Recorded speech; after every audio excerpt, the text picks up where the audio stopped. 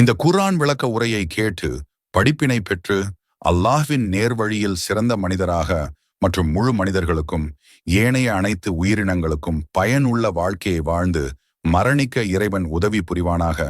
ஆமீன். நீங்கள் தர்மம் செய்தால் ஷைத்தான் உங்களுக்கு வறுமையை கொண்டு பயம் காட்டி மானக்கேடான கஞ்சத்தனத்தை செய்யும்படி உங்களை தூண்டுவான். ஆனால் அல்லாஹ்வோ நீங்கள் தர்மம் செய்தால் தன்னுடைய மன்னிப்பையும் செல்வத்தையும் உங்களுக்கு தருவதாக வாக்களிக்கின்றான். அன்றியும் அல்லாஹ் வழங்குவதில் மிக்க விசாலமானவனும் மிக்க அறிந்தவனுமாக இருக்கின்றான்.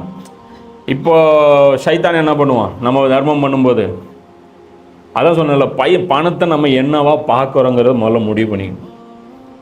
புரியுதா? இப்போ இன்றைக்கி இப்போ நம்ம கணக்கு பார்க்குறோம். இப்போ கையில் இப்போ நீ வந்து ஒரு இடம் வாங்குறேன்னு வச்சுக்கோ, அல்லது எதுக்கோ ஒன்று தான் சேர்த்துவேன்.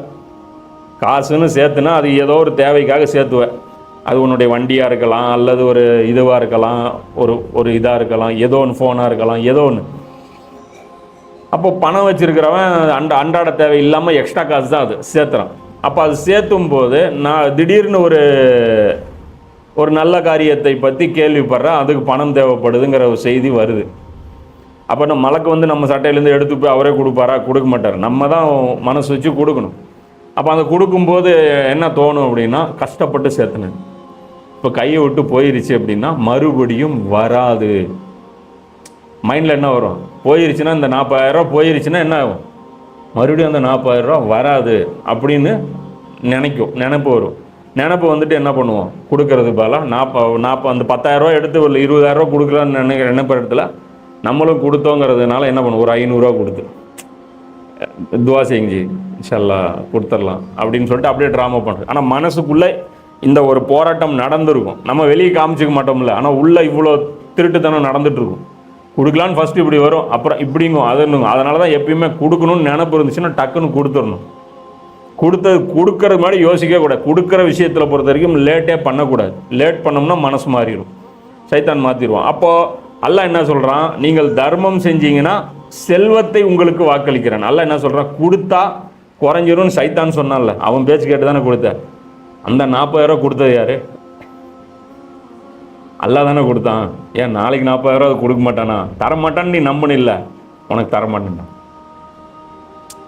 தரமாட்டான்னு நீ நம்புனில்ல, அதனால தானே நீ 10,000 கொடுக்காம 500 கொடுத்த. உனக்கு தரமாட்டேன்டான்றான். அப்போ அன்னிலேருந்து நம்ம வருமானம் என்ன ஆயிரும்? டவுன் ஆயிரும். எப்பயுமே கொடுக்க தான் வருமானம் என்ன ஆகும்? டெவலப் ஆகும். யோசிக்கவே கூடாது. எப்பயுமே செலவு பண்ணும்போது மட்டும் என்ன பண்ணக்கூடாது?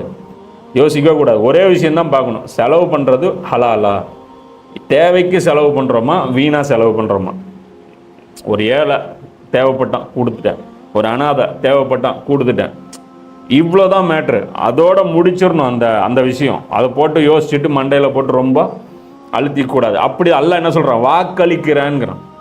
என்ன கிடைக்கும்? என்னுடைய மன்னிப்பும் உனக்கு கிடைக்கும், ப்ளஸ் என்ன கிடைக்கும்? பொருளாதாரமும் கிடைக்கும். செல்வத்தை உங்களுக்கு தருவதாக வாக்களிக்கின்றான்.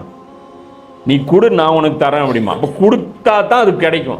நாம என்னம்மா, நீ கொடு நான் கொடுக்குறேம்மா, நாம இப்படி நீ எக்ஸ்ட்ரா கொடு நான் கொடுக்குறேம்மா. எக்ஸ்ட்ராங்கிற அது இல்லை, நீ கொடுறா நான் தரேங்க. இப்போ அல்லாஹ்க்கு நமக்கு டெஸ்ட் வச்சா நாம் என்ன பண்ணுறது? அல்லாஹ்வுக்கு டெஸ்ட் வச்சு இது பண்ணுறது. இது வந்து ஷைத்தானுடைய கேரக்டர். இது வந்து அல்லாஹ் புரிஞ்சுக்குங்க அப்படின்றான்.